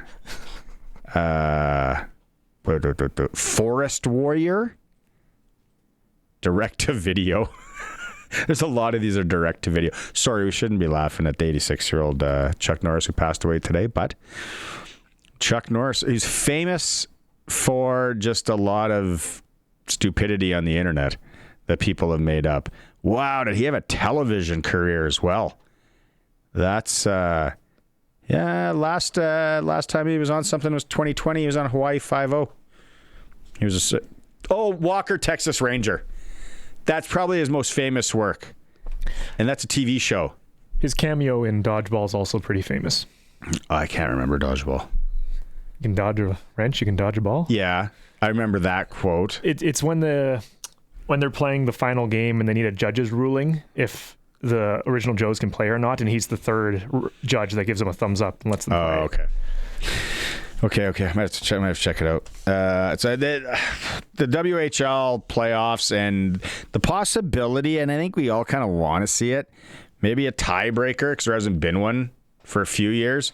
But it's WHL playoffs. Let's go out on the Western Pizza Guest Hotline and find out more. Joining us on the Western Pizza Guest Hotline, perfect night. Maybe stop at a Western Za before the game, little dine-in action, or get some takeout before or after. Always perfect for Western Pizza. Sponsor of the Regina Pats. It's the Regina Pats in action tonight. Joining us, voice of the Regina Pats, Dante Caria. Dante, are we starting to talk about the possibility of a tiebreak? Well, Barney, I guess I should just go through some of the scenarios yeah, sure. I mean, there's talk. Yeah. That would be next week, early next week, potentially on Tuesday. Now, okay, so let me try to run through the scenarios with you. Now, the Regina Pats need just a single point in this home-and-home set with the Brandon Wheat Kings tonight at home is a big one in order to clinch a playoff spot. That doesn't matter what Moose Jaw does. If they get 1 point, or even better yet, a win, then they clinch a playoff spot. You have the Red Deer Rebels who are in action tonight who could clinch a playoff berth with a single win here tonight. They are 1 point back of the Pats and are 3 points ahead of the Moose Jaw Warriors. Now, Moose Jaw is in action tonight and tomorrow against Swift Current. They have a home-and-home with the Swift Current Broncos. The Red Deer Rebels have a home-and-home with the Medicine Hat Tigers.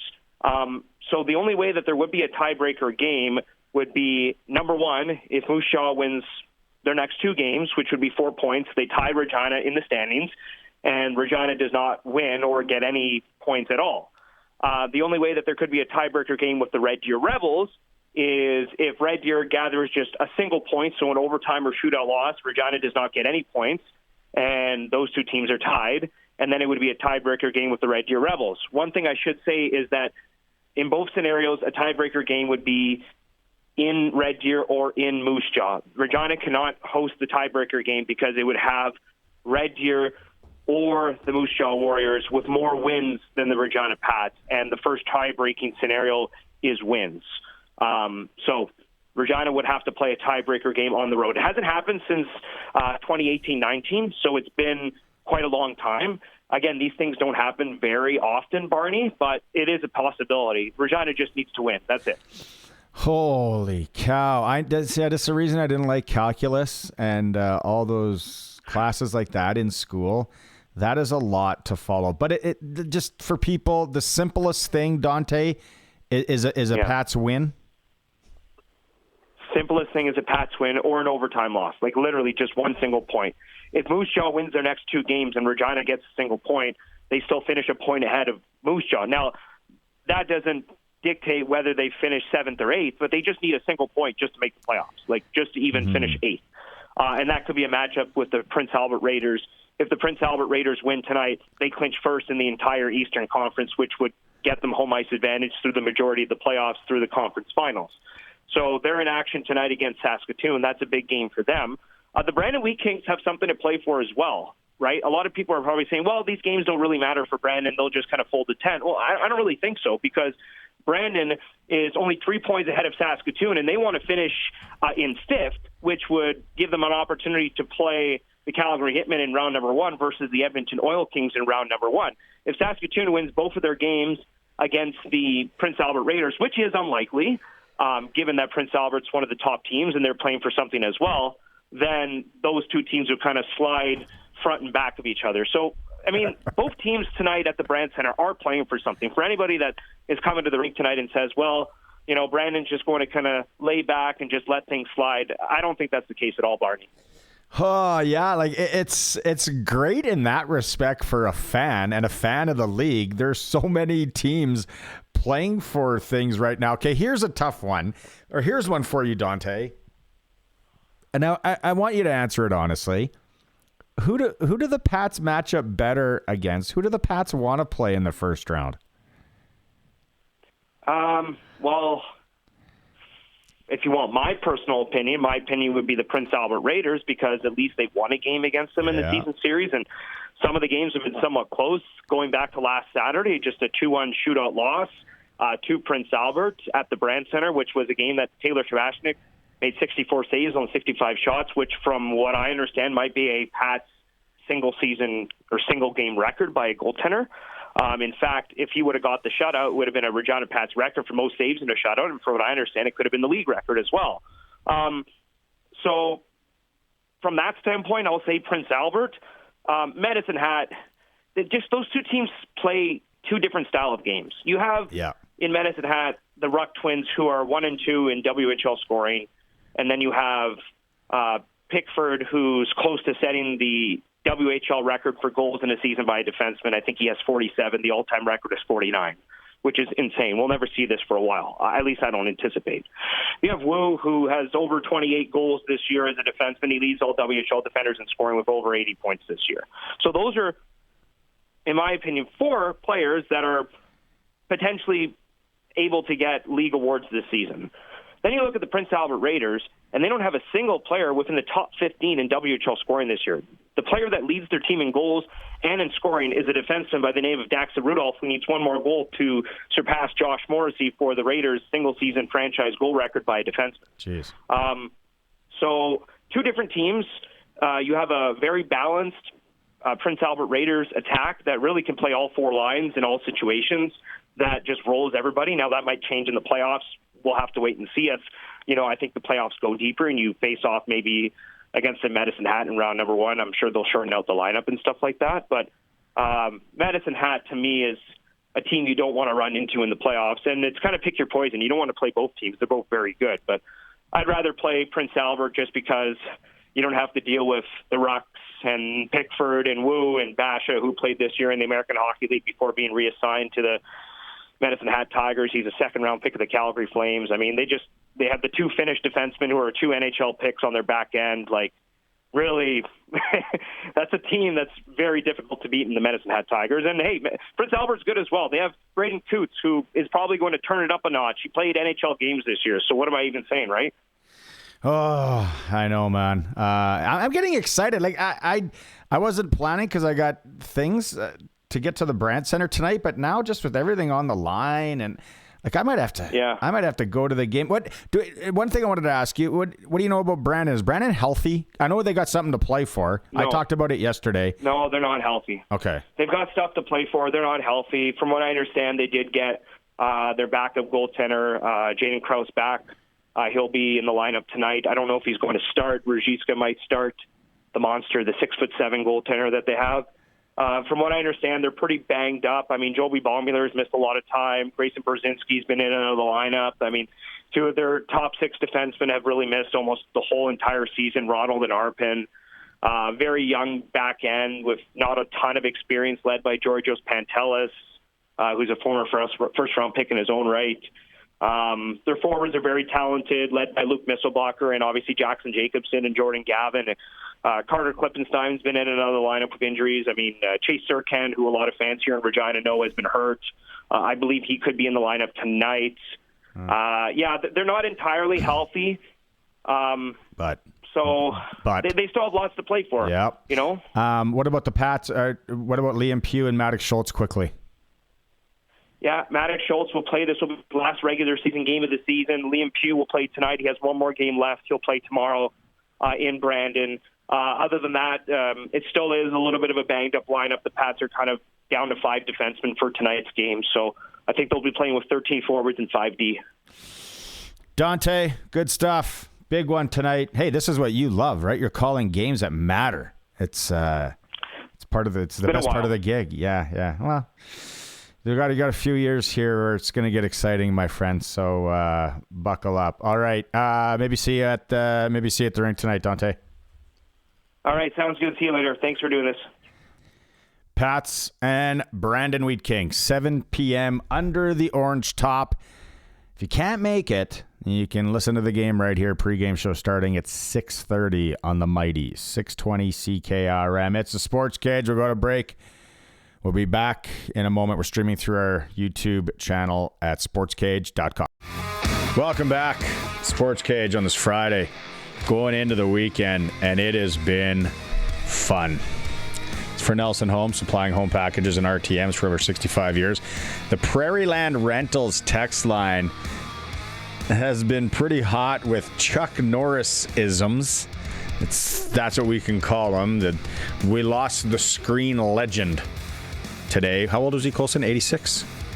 80. You might remember him from such motion pictures as Firewalker, Hero and the Terror, Hellbound, Forest Warrior, 1996. That went direct to video. Keep them coming. Let us know. Let me read a couple of these quick here from people. From Gabe, Chuck Norris has never blinked in his entire life. Never. Tony, Chuck Norris does not use spell check. If he happens to misspell a word, Oxford will change the spelling.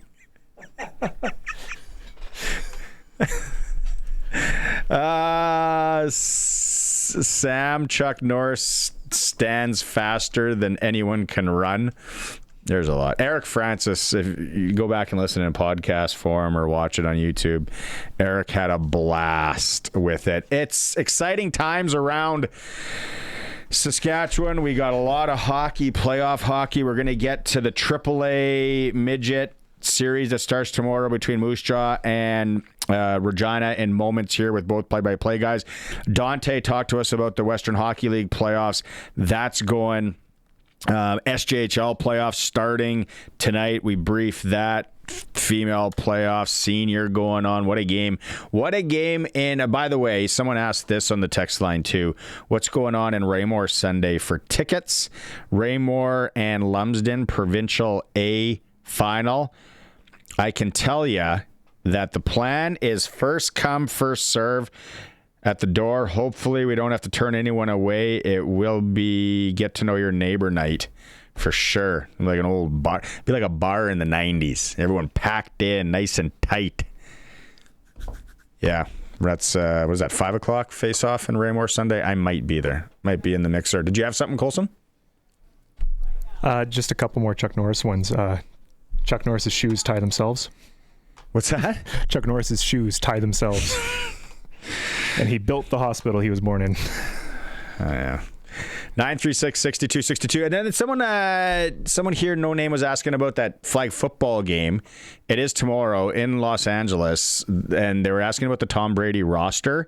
Yeah, Tom Brady's team Him and Jalen Hurts at quarterback, Ashton Genty, Alvin Kamara, Gronkowski, Antoine Winfield, Devontae Smith, Stephon Diggs, Von Miller, Damar Hamlin. I am so intrigued. We're all intrigued. We talked to Farhan Lalji about it in hour 1. We'll play that again in hour 3 here. Farhan and then Nathan Rourke is playing flag football in Cloverdale this weekend. So that's let's get more on the local stuff here.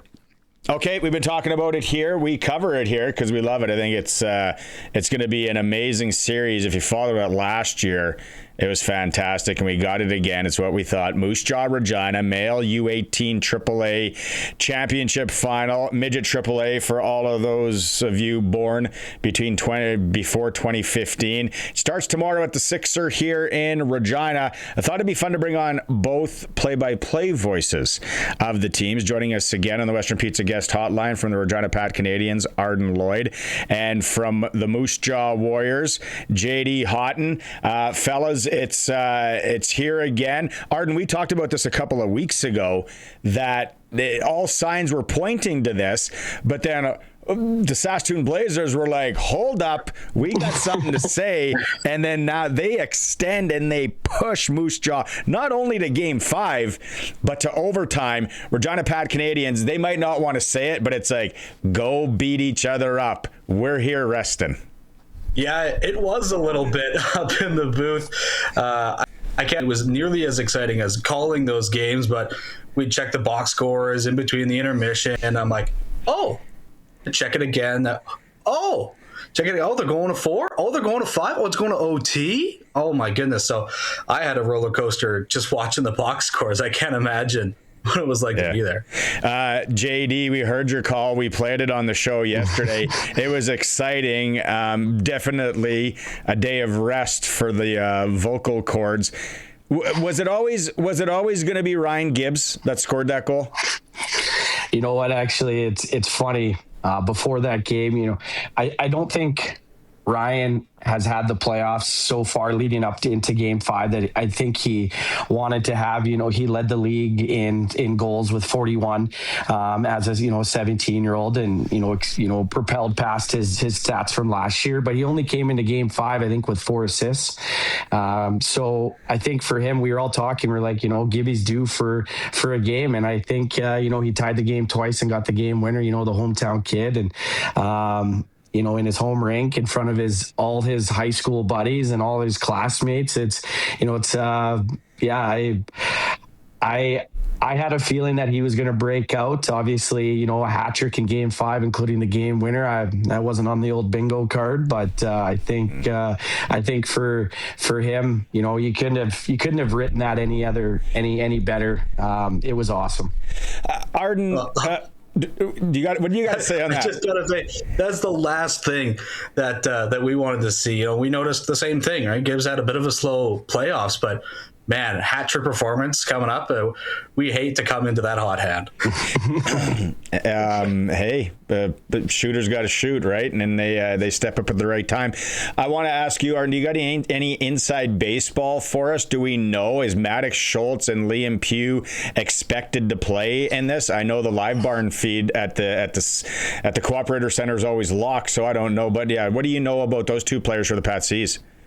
So I've got no 100% confirmation insider trading for you, but I imagine it's a split, as they both have games eligible to play for the Regina Pats proper and their WHL push.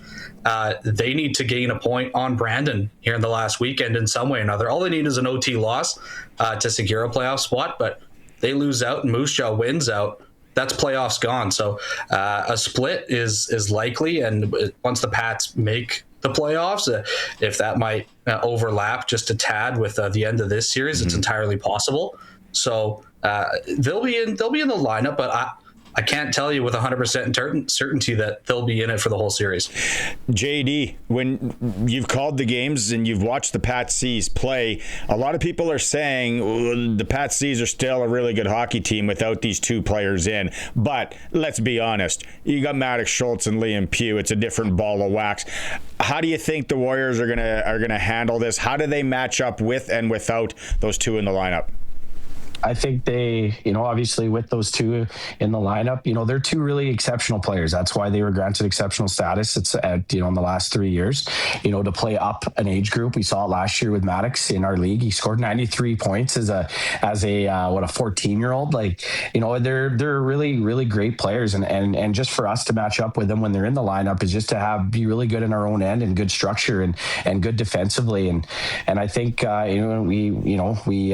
we've had great goaltending all year with both of our goaltenders. So I think that those guys just need to stand tall as well. And for us really is stay out of the penalty box. I remember last year, all three of those games were close in the league final last year, but it was, there was moments where we took a penalty and they were able to capitalize, and that ended up being the game winner, in three really low scoring games. So I think for us, just stay to our structure, be good defensively, be good in our own zone, because those two can make you pay for mistakes. And then, they're still a really good team without those two in the lineup. Malachi Martin, Nathan Gardner, Ethan Young, Riker Doka, the list goes, Grady Hodgins. They've all been really good. And I think the same goes for if they're not in the lineup. We just have to play our game and be successful and score when we have scoring chances, especially on the power play.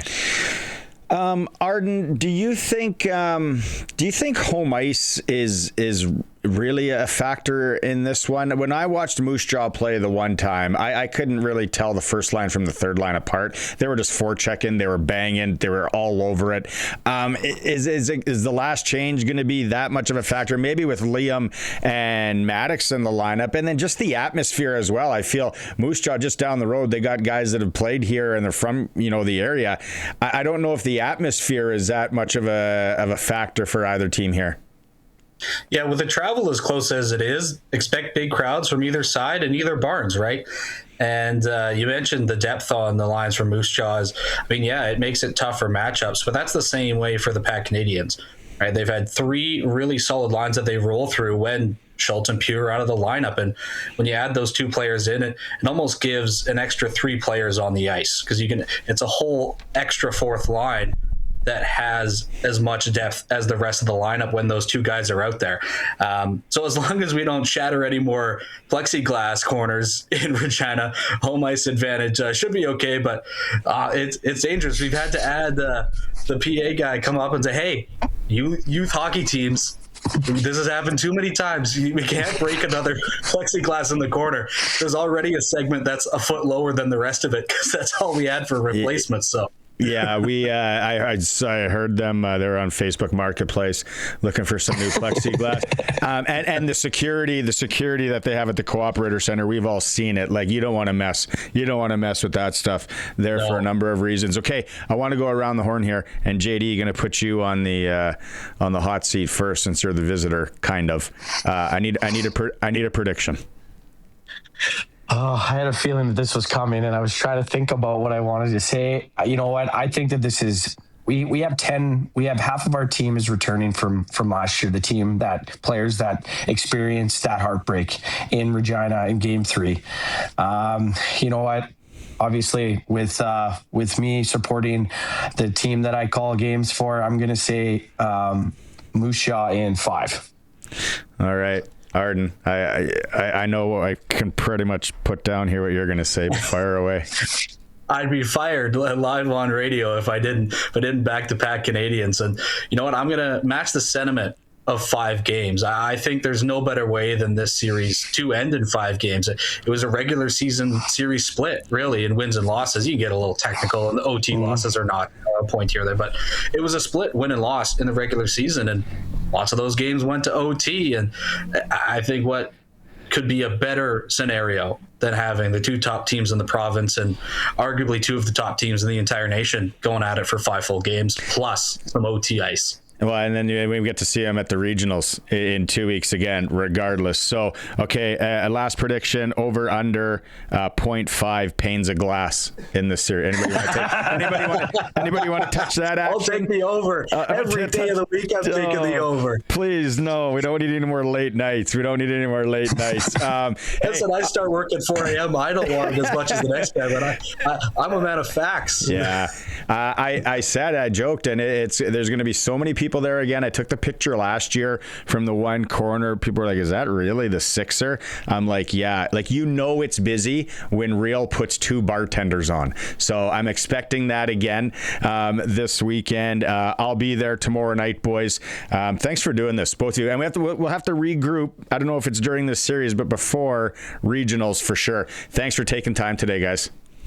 Thank you. Thank you so much. The voices of the AAA. Isn't it crazy how AAA midget hockey has come so far? We got play-by-play. It's great. They both do an awesome job. JD Haughton from the Moose Jaw AAA Warriors and Ardenn Lloyd from the Regina Pat Canadians. It starts tomorrow night at the Sixer. So now if you're looking for tickets for that thing, I think, I don't know, but I heard she's getting close to sold out. So walk up you could be, as my Baba would say, Schlachtrafu. ReginaPatCanadians.ca if you want. We got, what are the prices here? League finals. Tickets $10 in advance, $15 at the door.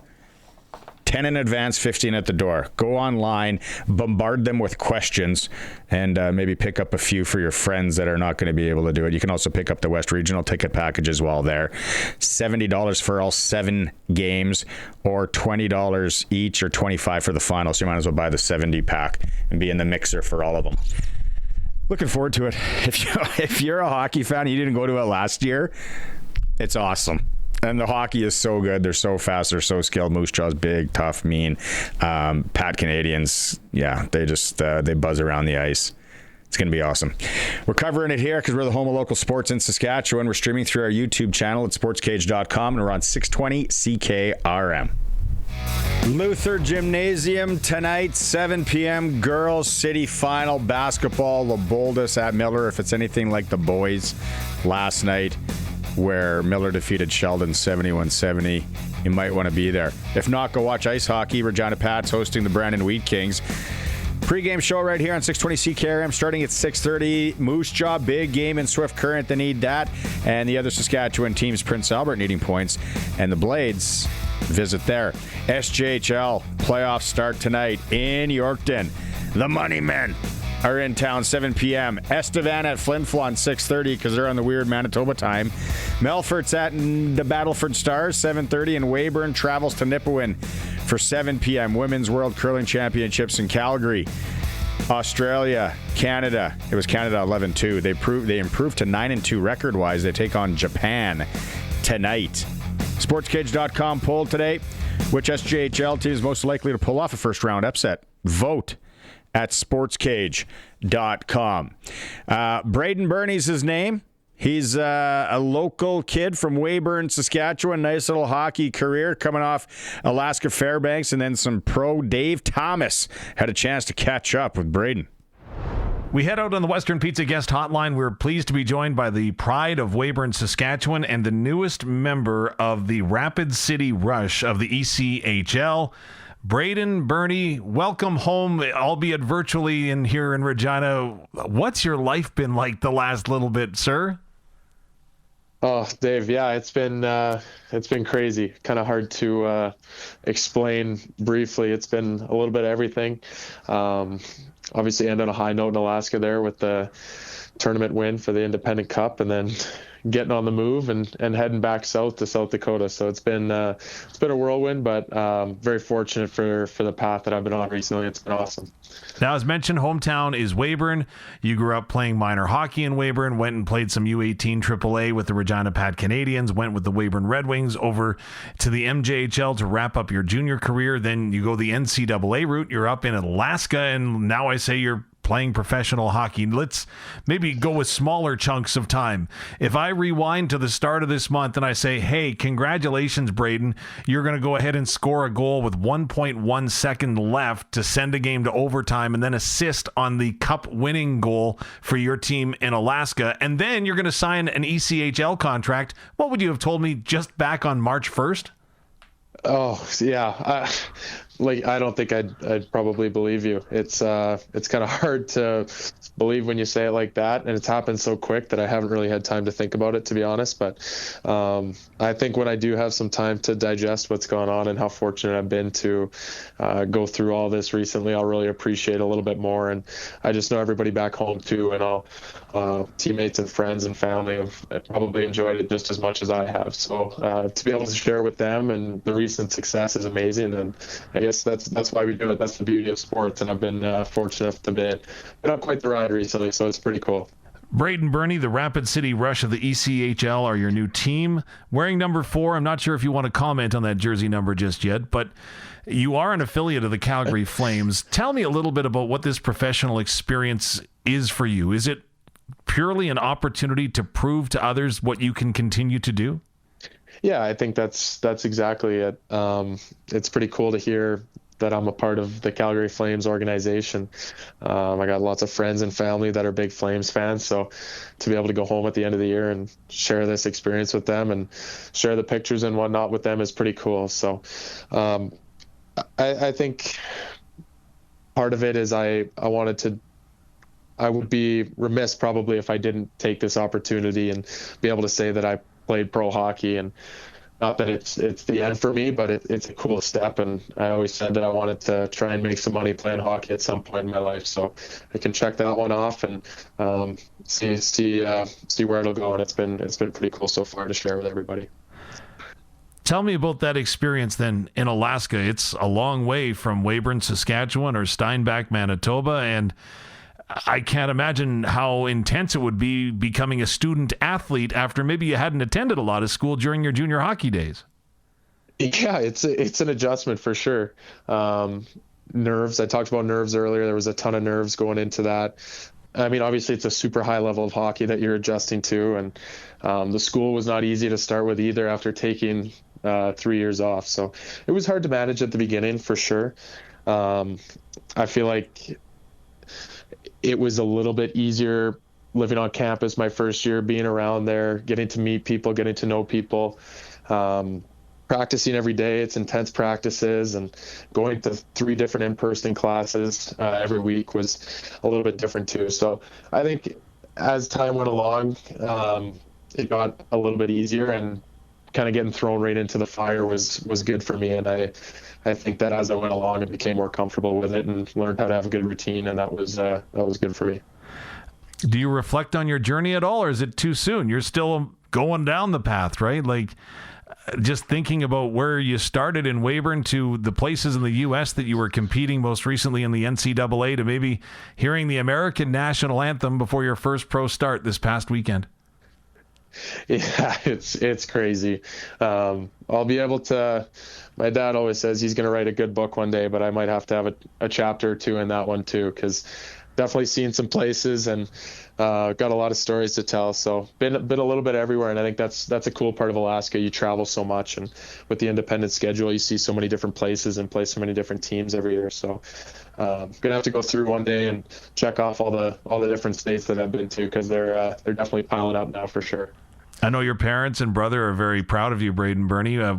What else, or who else would you highlight if you could make the phone call on us, as it were, right now? About there's a lot of people that are cheering you on in southeastern Saskatchewan right now.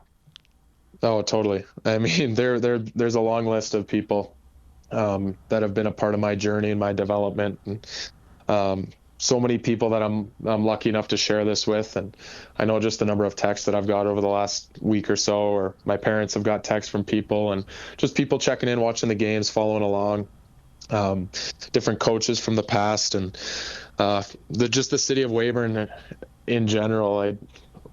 I'm proud to call that place home, and so many amazing people there that still keep tabs with and love going back there. And I guess obviously my grandparents, who I don't think have missed a game, and my girlfriend as well, who's been a big part of the journey as well. There's just so many people to thank, and just doing my best to make them proud every day, and give them some entertainment on the weekends, watching our games from their coaches, hopefully. Okay, I promised hard questions.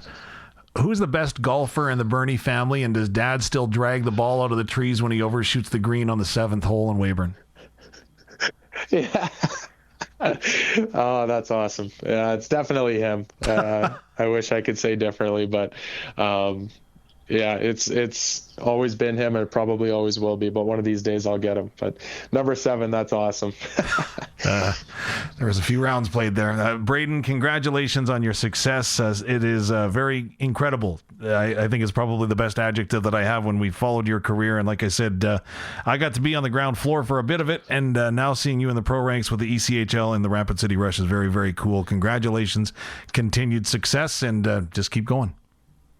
Thank you so much. I should add in quick, too. I really enjoyed listening to all the Rider games up in Alaska. I listened to every game on the radio, so I loved hearing you on there, and it was a special year, so just thought I'd throw that in there, too. Hey, I appreciate that. That's awesome stuff. Thank you so much, Dave.